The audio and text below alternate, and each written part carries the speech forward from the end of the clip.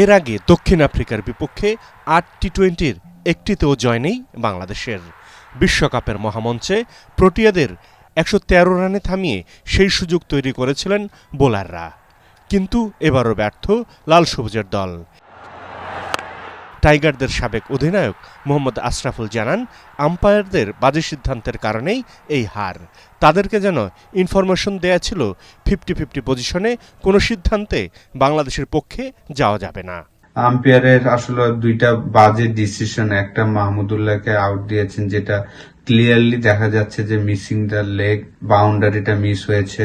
Umpire ইচ্ছাকৃত মনে হয়েছে আমার কাছে যে আউটটা দিয়েছেন। এবং তৌহিদ হৃদয়ের যদি আউটটা দেখেন, ইজিলি সে এটা চাইলেই নট আউট দিতে পারতেন।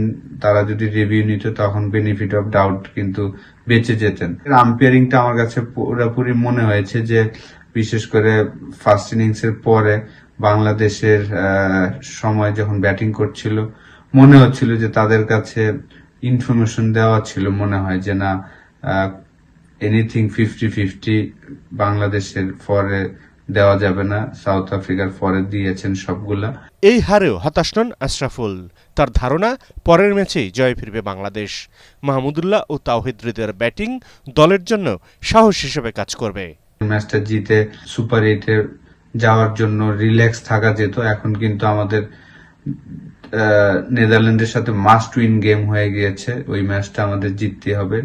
ডেফিনেটলি আমি আশা করি যে যেভাবে তারা লাস্ট দুইটা ম্যাচে বোলিং ফিল্ডিং করেছেন, ব্যাটিং এ হয়তোবা উইকেট হয়তোবা তাদের সাপোর্ট করেনি, তারপরে তৌহিদ হৃদয় এবং মাহমুদুল্লাহ যেভাবে খেলছেন, আশা করি তাদের ব্যাটিং পারফরমেন্স দেখে অন্য ব্যাটসম্যানরা একটু কনফিডেন্স পাবে। শান্ত অনেকগুলা বল খেলেছেন, অলমোস্ট 20-25টা বল খেলেছেন।